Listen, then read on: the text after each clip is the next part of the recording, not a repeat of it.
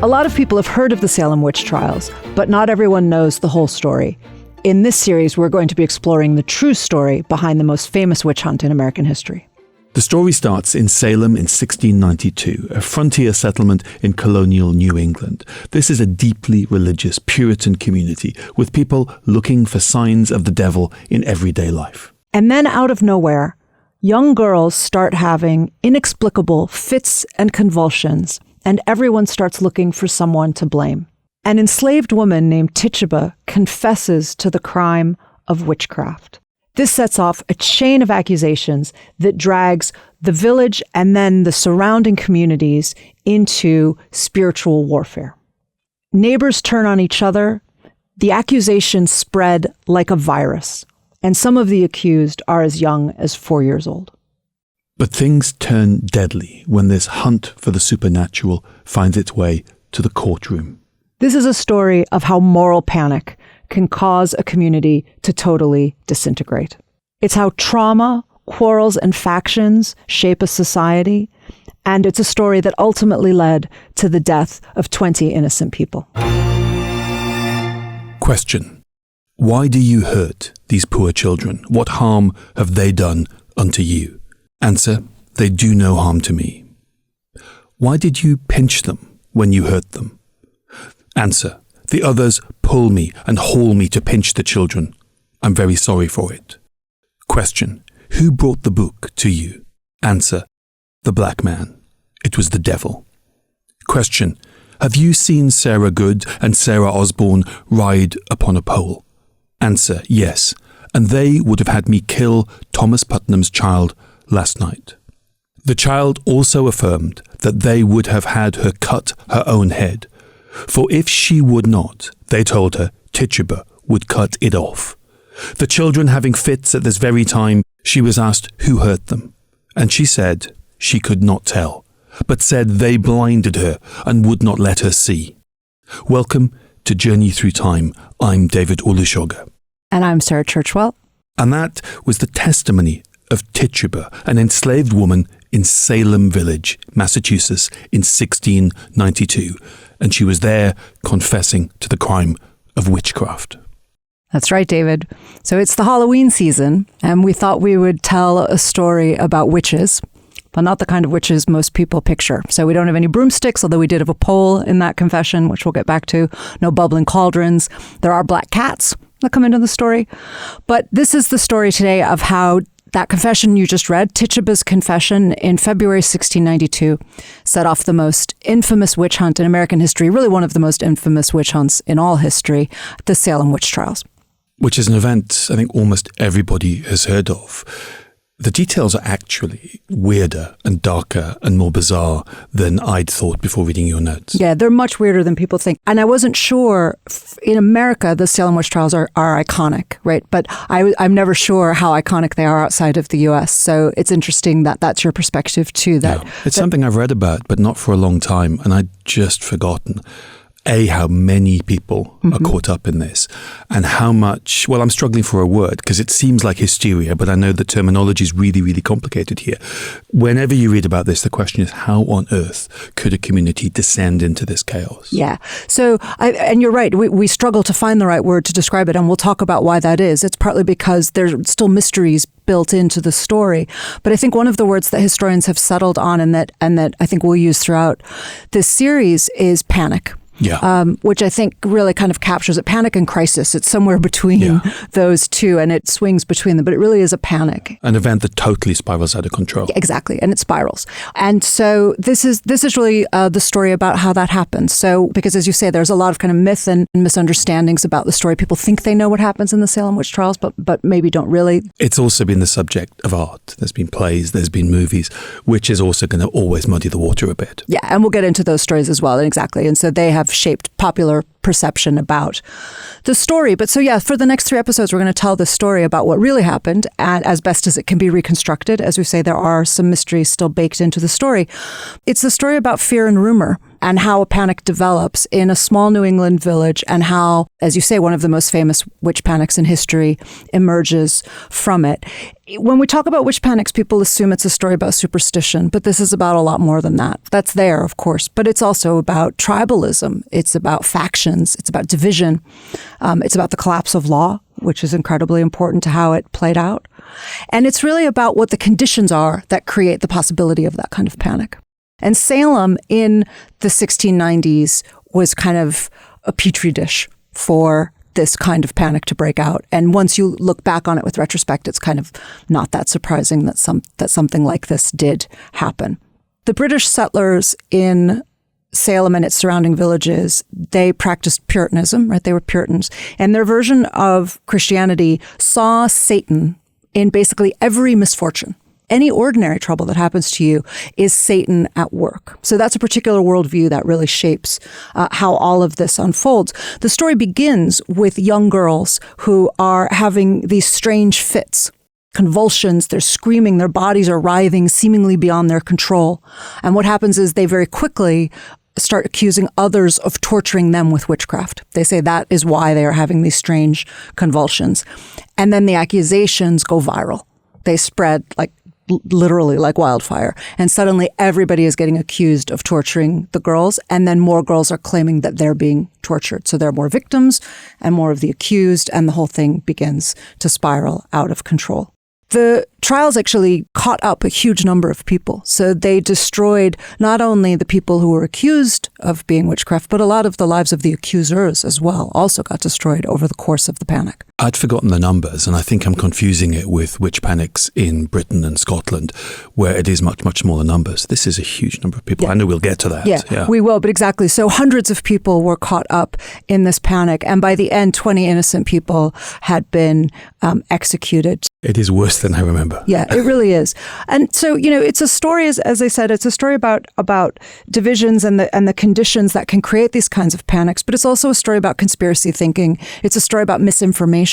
It's a story about mob pressure, about peer pressure. And of course, it's the story, Salem is the story that gives its name to witch hunts everywhere in modern life, right? So from McCarthyism in Cold War America, which is where some of the most famous fictional versions. Yeah, it's a shorthand for a profound miscarriage of justice. Yeah, and for show trials as well. So Stalin's show trials, so that kind of witch hunt, the Cultural Revolution in China, and even, more recent examples here in the UK, in the US, which we'll talk about as we bring the story up to date.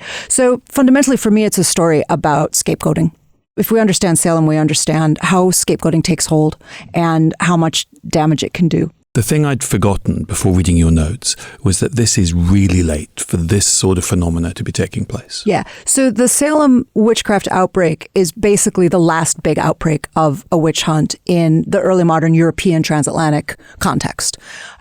So it is, of course, part of a longer European story. As every listener will know, there were centuries of panic and witch hunts that were rooting them out. The first great wave of European witch hunts were spanning the 15th and 16th centuries, so 1500s, and then there was another wave that swept through the 16th and 17th centuries. So the kind of most famous and most ferocious was in southwestern Germany, which maybe isn't where most people picture it, and that was from basically the 1560s to the 1670s.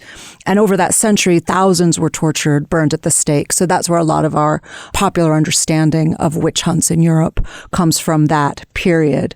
But in other parts of Europe, it played out a little bit differently. So in Spain and Italy, it was based around inquisitions. But the Inquisitions were focused really on heresy. They were much less focused on witchcraft as a practice. And so there were fewer witch executions as a result. Now, one of the things that we have to understand, because it really shapes what happens in Salem, is that there were actually two understandings of witchcraft during the witch hunts. Yeah, this is really important. It's really important. And it goes against our popular understandings. So they have these two definitions. One is called maleficium. And maleficium basically means harmful magic. Yeah. And that's witches in the sense we think of today. So that is the boiling cauldrons that we were talking about, and curses and potions and hexing people and whatever. Someone doing you harm by using these supernatural powers. Exactly. Casting a spell and all of that thing. Because it's about doing harm to others. Witchcraft accusations of that type were used to scapegoat for, if you didn't understand why your kid got sick or your crop failed or your livestock died, then you would point the finger at somebody else and say they cursed me. And because you had a fight with them and you decide that that's, why your livestock died. Often, but not always, those charges of maleficium, of harmful magic, were scapegoating women. So they would be unruly women or non-conforming women who are vulnerable to those kinds of charges. But there's crucially another type of witchcraft at the time, which is the one that's fallen away from our popular stories about witchcraft, which was known as diabolism. And that's the pact with the devil. So in that version, witches are literally Satan's minions. They are Satan's earthly recruits. And that is a really important meaning of witchcraft at the time. And it actually shapes the history of witchcraft in both England and Scotland. Because in England, King James in 1604 passed the Witchcraft Act. It criminalized pacts with the devil, which is always something that slightly makes me laugh. Like, you have to say that it's illegal to have a pact with the devil. I don't know, kind of, okay, but okay. I mean, yeah, not a good idea. Okay, great. But in fact, in England, prosecutions mostly centered not on the pacts with the devil, not on diabolism, but on maleficium, on the harmful magic. And because there were juries, trial by jury already, juries often slowed down the panic. And so a voice of reason would come in, or there would be time just to let the panic actually really just literally slow down. So there was a break in the system. Yeah, exactly. A kind of fire break. Obviously, there were witch hunts in England and there were terrible... And in Scotland, famously. But in Scotland, they were much worse, right? And in Scotland, there was much more of this theological emphasis on diabolism and with the covenant with Satan. And so there were much harsher witch hunts with public burnings. The history plays out differently across the different countries. They're really widespread. They're not an uncommon phenomena. There's bursts of them. They're in Iceland famously as well, where there's a kind of strong belief in magic. But 1692 is the very early days of the Age of Enlightenment. They are fading out in Europe by the time the worst of them takes place in Salem. Yeah.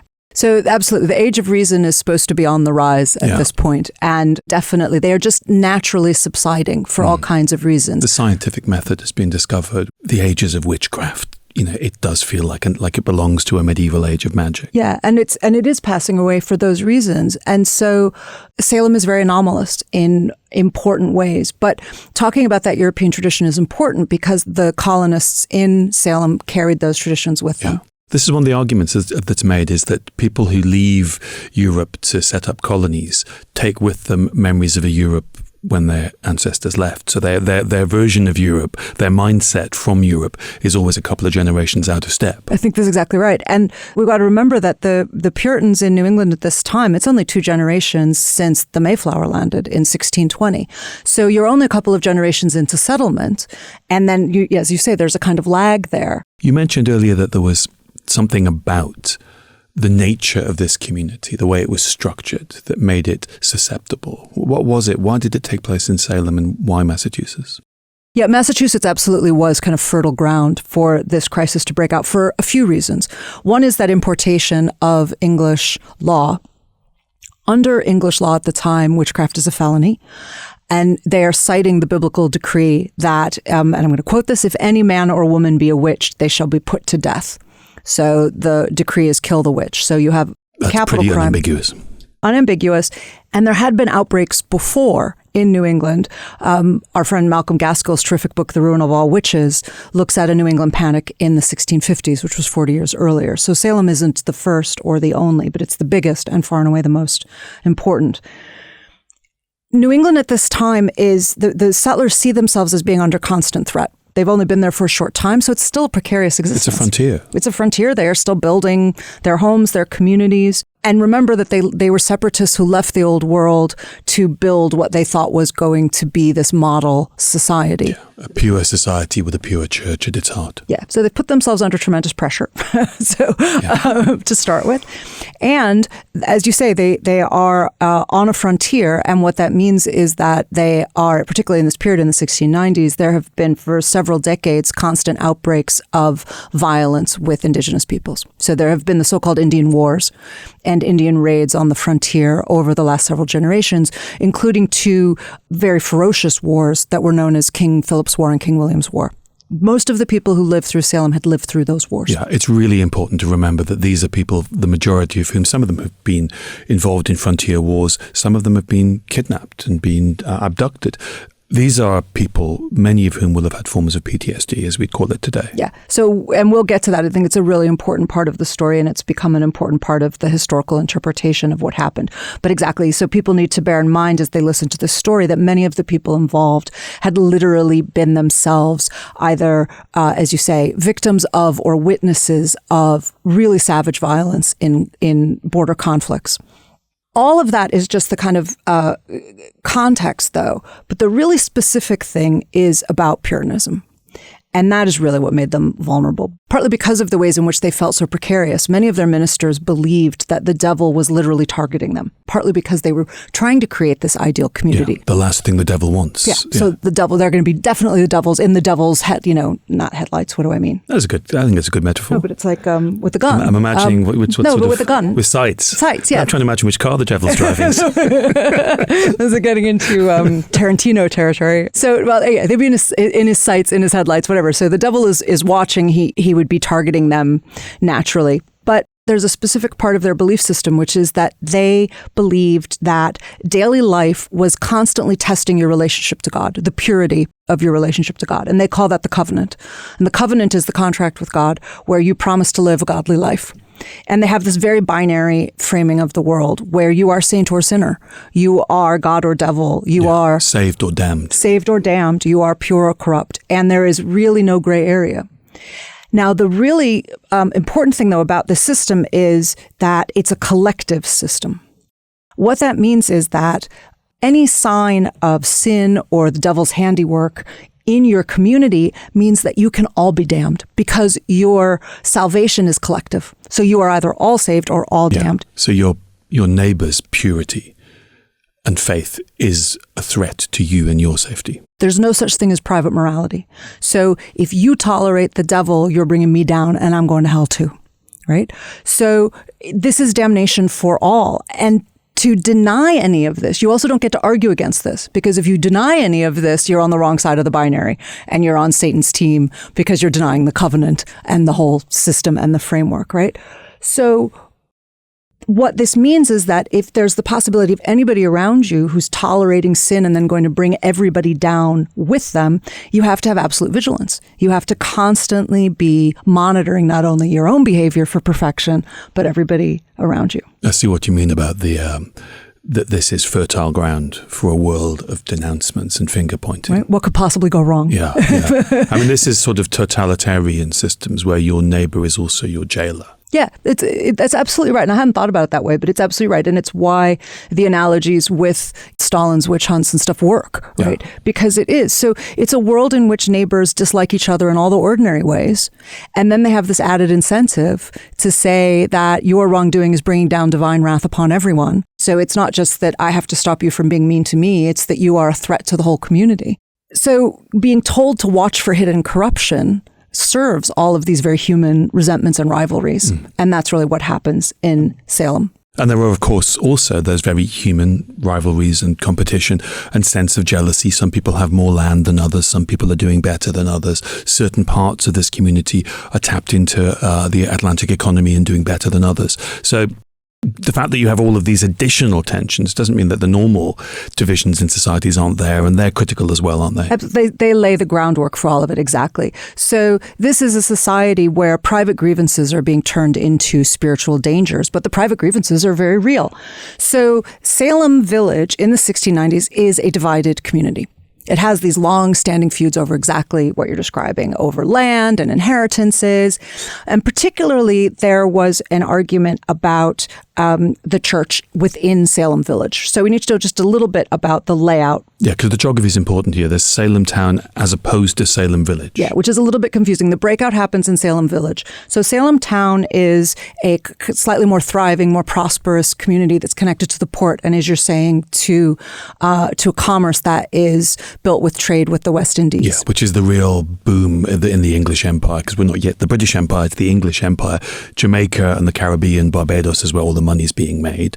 And Salem Town is tapped into that economy, supplying those incredibly profitable sugar islands. So Salem Town is a place that isn't that divided because they're sort of feeling good about life, yeah. right, broadly. And then to the west is Salem Village, which is where the outbreak takes place. Salem Village is a farming settlement. It's poorer, it's more agricultural, it's further afield, literally and figuratively. The further west you went in Salem Village, you had long journeys to get to Salem Town Church. Yeah, it's a 10-mile round trip for some people. Yeah. Now, that may sound like a trivial matter to have a big feud over, but we've got to remember that this is a system in which regular church going is legally required. So if you fail to attend church regularly, you will get fined and then you will get jailed. So the distance to church is not something that you can shrug off. So you care about this. And also they wanted to have control over the church. They wanted to have their own minister. They wanted to be released from the taxes that they had to pay in Salem Town and stuff. So you have those kinds of arguments about independence and autonomy. So there's two factions basically that develop in Salem Village. One further to the west, pushing for their own parish and freedom from Salem Town taxes. And then those who are closer to Salem Town, who are happy with the status quo, it's working out fine for them. They can get to church easily. They don't want anything to change. And there are these getting really angry, bitter divisions that are developing. And into this kind of crucible, I'm going to use a word that will come back in this story, steps a new minister called Samuel Parris, who arrives in Salem Village in 1689, just 3 years before the outbreak. He's a hardline preacher. He's backed by the Western farmers who want their own minister, their own church. But his demands, he wants more money and he wants the deed to the parsonage and stuff. And this alienates the Eastern families who like the status quo. And he basically deepens these existing factional rifts. So supporters see him as the godly guardian of the covenant, and he's going to bring them, closer to God. And his opponents see him as this cause of discord and dissension and as a greedy outsider. There'd been 3 ministers before him who'd come into that community, all of them to different levels of dispute had sort of left or been pushed out. This is a community that was known among other communities as being a disputatious place, a place where people didn't get on and there were lots of arguments. So he's coming into a place that has a reputation for being an unhappy and divided community. And Puritans generally in Massachusetts were not known for getting along well with other communities. So we have to recognize that even within the Puritan community, these people are seen as hard to get along with. Yeah. Right? These are real hardliners. And it's already a tense situation. Yeah. I think one of the stories of colonial America is these communities who'd left England, when they'd been in England being oppressed by the Church of England, they had an external force to keep them together. Yeah, that's right. And the moment they're in the New World, they can factionalize because they haven't got that common enemy. So it's not uncommon. Yeah, and that really is a way of understanding the story that happens here. They find a common enemy. It's just an enemy within. So we've got a community that is distrustful of each other. We've got economic tensions, and we've got a radical new preacher in town. Well, should we take a break there and then come back and see just what it is? What is the trigger moment that leads to these tensions literally starting to tear this community apart in a literally fatal way?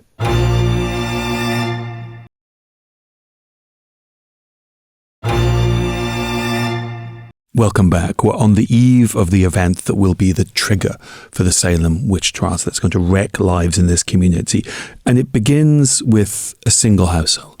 It is the house of the controversial preacher Samuel Parris, who, as we were saying before the break, has just 3 years earlier joined Salem, deepened all of these divisions. And inside this controversial preacher's household, something terrifying and inexplicable starts happening. His 9-year-old daughter, Betty Parris, and his niece who lives with them, Abigail Williams, she's around 11 or 12. So these are very young girls. And they were seized by violent and inexplicable fits is the word that they use to describe what happened. So the girls were screaming, they were contorting, their hands were twisting into claws and unnatural shapes. Witnesses said that their mouths were forced open as if by invisible hands. Witnesses said that they were babbling incoherently, that they were writhing, and they were constantly crying of unseen, of invisible kind of torture, that they were being pinched and choked, jabbed with pins, but nobody could see anything. I mean, they're really ugly, horrible descriptions. They describe their hands being sort of on backwards on their wrist. It's really dramatic. It's very dramatic, and it is, from the descriptions, some of it is physically inexplicable. It doesn't take superstition to wonder what the hell is going on with these girls. And there's a combination of things that people say to have witnessed, and then other things that were just asked to accept happened. Yeah. So there's a complicated mix here because almost this entire story relies on the courtroom testimony. And as we will hear, that testimony is really problematic for a lot of reasons, not least because it was physically coerced. So we have to take some of this with a grain of salt. But what starts the whole outbreak is witnesses saying they can't understand what's happening to these girls. There is a mystery at the center of this that then spirals out of control. Yeah. We don't quite know what happened, what was going on with these two young girls. And we'll talk about that, but exactly. So something is happening, and it's not clear to anybody, but it's very disturbing, and it goes on and on and on. It's not just one, sort of tantrum or something. Yeah. It keeps happening. But so far it's happening in one household. In one house. And people are coming to watch, and as eyewitnesses, but also clearly it becomes a kind of theater. So people are coming to watch the spectacle. Villagers are kind of crowding in. The local doctor comes to examine them, of course. He can't find any natural cause. But we need to remember that this is a community that is primed to see the devil at work in any misfortune. So if the doctor says there's no natural cause, their presumption is, well, it must be supernatural. That's your next assumption. That's it. And it's the next logical, it's the next rational assumption for them, which is the part that we have to get our heads around. Yeah, get ourselves in the late 17th century, which is quite hard. Because it feels so irrational to us, but it is their next rational belief. They start describing the convulsions as afflictions. So, and then we'll hear that throughout the stories, the afflicted, the girls who have these afflictions. And then terrifyingly, the afflictions start to go viral. They start to spread across the community but they keep going to different young women. But from household to household. So neighbors. So in late February 1692, so about a month later, two neighbors, a 12-year-old girl, Ann Putnam, and 17-year-old Betty Hubbard, they start to have similar symptoms. Everybody's, of course, getting very concerned about this at this point. And what happens is a little bit of a turning point here. So Samuel Parris, the minister, has an enslaved servant, Tituba, who you read from her confession at the beginning of our episode.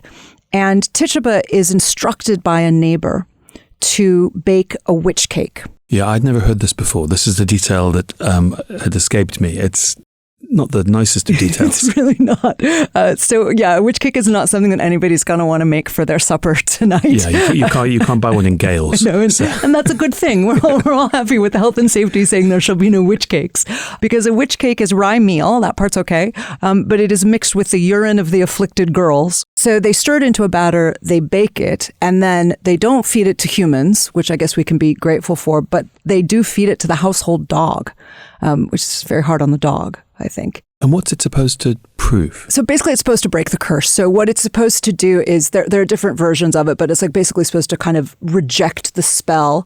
One other version of it is that the dog basically becomes a pointer, like a Ouija board, and points out who the witch is. Yeah. It's like water go. But then it's also supposed to kind of render the magic impotent. Strangely, this didn't work. The witch cake did not help anything. But poor Tituba, who'd been instructed to bake this cake, is going to get in a lot of trouble because of this. So the afflictions are continuing. It's been going on now for a month or so. Samuel Parris, the minister, is fasting and praying. Also did not work. None of these strategies are stopping the afflictions. And meantime, the pressure is mounting because the girls are being told to name who their tormentors are, because they can't find any other explanation. And so they are in a worldview that assumes somebody is doing this to them. And so they have to know who it is. When I say the pressure is mounting, it's almost certainly not just verbal pressure. They were almost certainly beaten to be told who it was, as if they're holding it back. And remember, these are young women. The oldest is 17, the youngest is 9. They name 3. And Tituba herself is the first that they name, the enslaved woman who baked the witch cake. And then they also name 2 neighbors, Sarah Good and Sarah Osborne. Immediate warrants are issued for their arrest. But what happens when you start looking at the way that the accusations happen and the afflicted, we need to understand from the beginning that those divisions we were talking about are mapped out through the witch panic. The divisions in the village are mapped onto the accused and the accuser. So most of the afflicted, the accusers, come from the faction that supports Samuel Parris, from the west of the village who want to go independent. And most of the accused come from Parris's critics and rivals. Right. So those tensions map on to this crisis. So basically, the people that the Parris household are already angry at, by a strange coincidence, end up being the accused, who we're told are the people who are torturing the children. Right.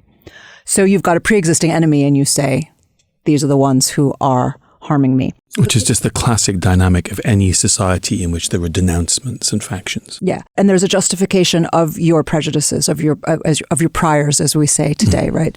You've got these ready-made belief systems and something happens that slots into it. So you know that these are the people who are after you. And this now just comes as confirmation of your belief that these people are out to get you. So, but of course, what that means is that it's also a chance to go after your rivals. It's a chance to, you under the cloak of righteousness, to settle some scores. Settle some scores is exactly the right phrase. Yeah. And you may or may not be aware that you're doing that. We can't know how conscious any of this was, but it is undeniable that the divisions map in that way. So the first three accused was Tituba, who is enslaved, and then it was Sarah Good and Sarah Osborne. There are a lot of Sarahs in this story. It's going to get confusing. And Tituba is probably the most famous of the accused, again, because of popular culture, because of the way that she's rendered in some of the different versions of this. In most of those popular versions, Tituba is rendered as African Caribbean. Usually, and she's doing some kind of voodoo, Haitian sort of a thing, however they're rendering it. But actually in the Puritan records, she's consistently called Indian, some version of Indian. And of course, that's the word they used for indigenous people. So Native American. Possibly one of the Caribbean peoples. Scholars think Arawak for various reasons, possibly from Venezuela. It's possible that she came via Barbados, but that is a much later claim that is not verified. So she may or may not have moved. There was a woman with a similar name who was enslaved in Barbados who came to New England. And Samuel Parris had been in Barbados, another English colony, very, very profitable colony. He'd owned a plantation, had enslaved people there. So it could be the same woman. Yeah. It definitely could be. But they always refer to her as the Indian or some variation of that in the It's records. much later the idea that she's African-American emerges. Yeah, much later. But she's still an outsider, right? So she's still enslaved. She's outsider by race, servitude, status. What about the two Sarahs, Sarah Good and Sarah Osborne? They are also outsiders, certainly of the faction, but also Sarah Good is an outsider, kind of outside the covenant. She's destitute. She's a beggar. She's causing trouble. She mutters curses when people won't give her coins. And so she's basically distrusted. She's quarrelsome. She's unkempt. So she's a kind of classic victim of a witch hunt. Yeah, and she's powerless. And a non-conforming woman. Yeah. She's not an upright middle-class matron who tended to be safer from witch hunts in history than outsiders like Sarah Good. Mm-hmm.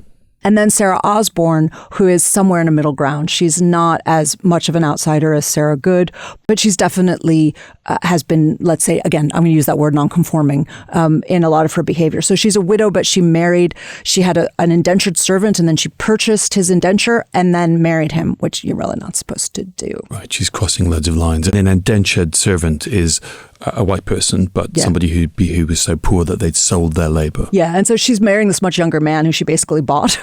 Right. So, which might raise eyebrows even today, and definitely raised eyebrows then. She kept her husband's land after he died. She was supposed to pass it on to the sons with primogeniture. She tried to hang on to it.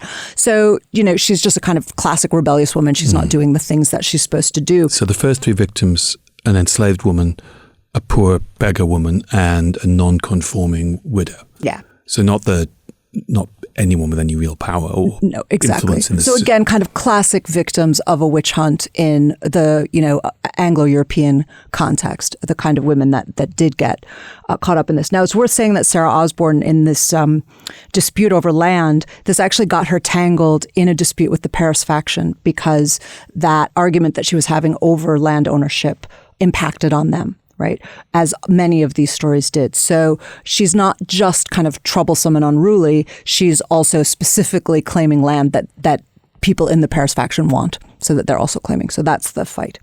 So these three women are accused, and on March 1st, the local magistrates begin to interrogate them.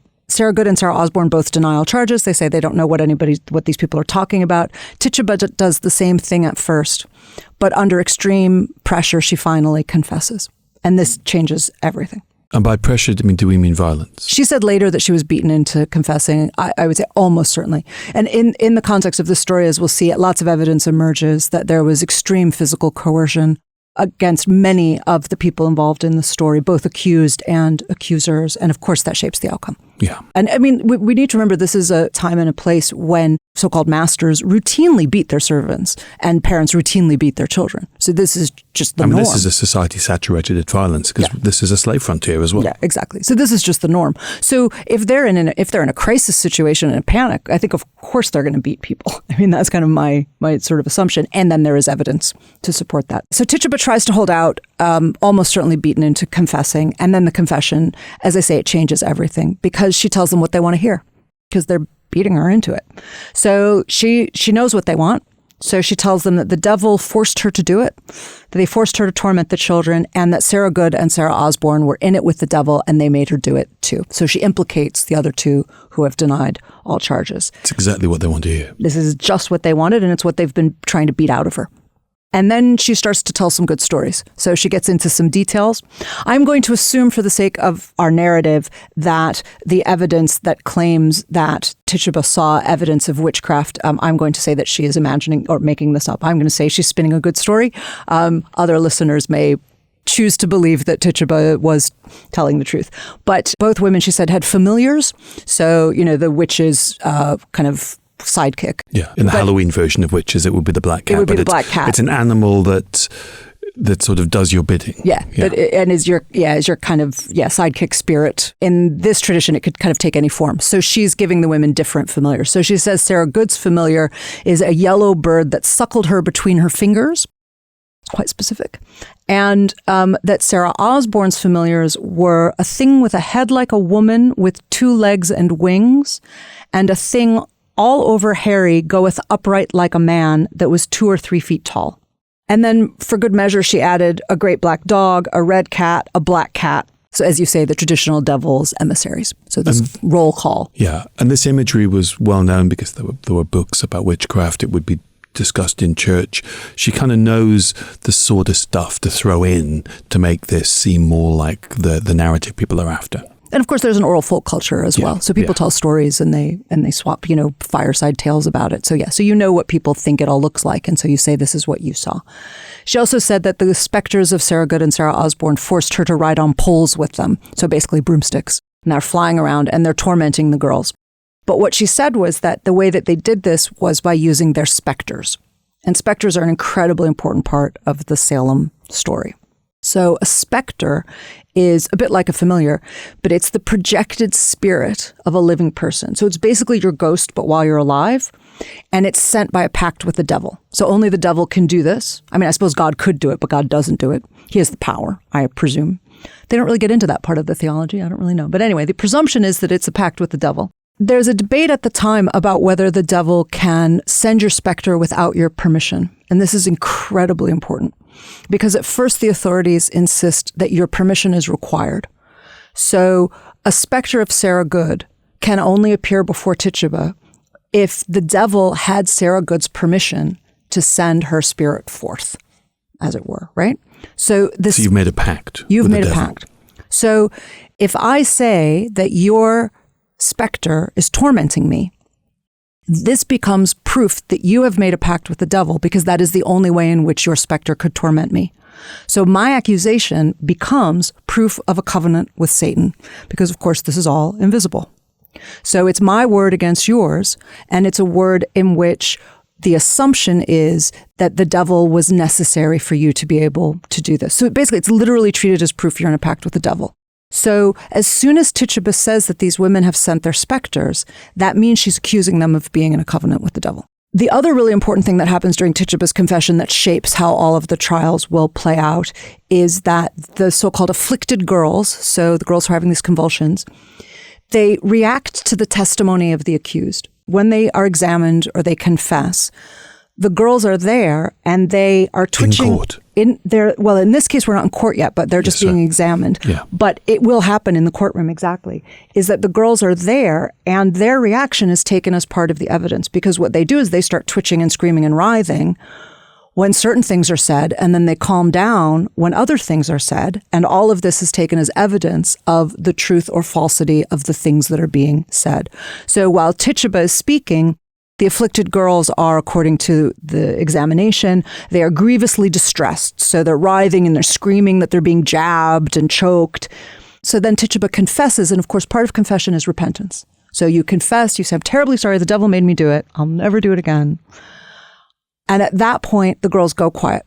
As soon as she confesses, it's all okay. The devil has stopped. And all of this becomes evidence of the truth of Tituba's confession. So by the end of Tituba's examination, basically, by the end of Tituba's examination on March 1st, 1692, many of the leaders of Salem Village are convinced that the town faces an organized satanic conspiracy.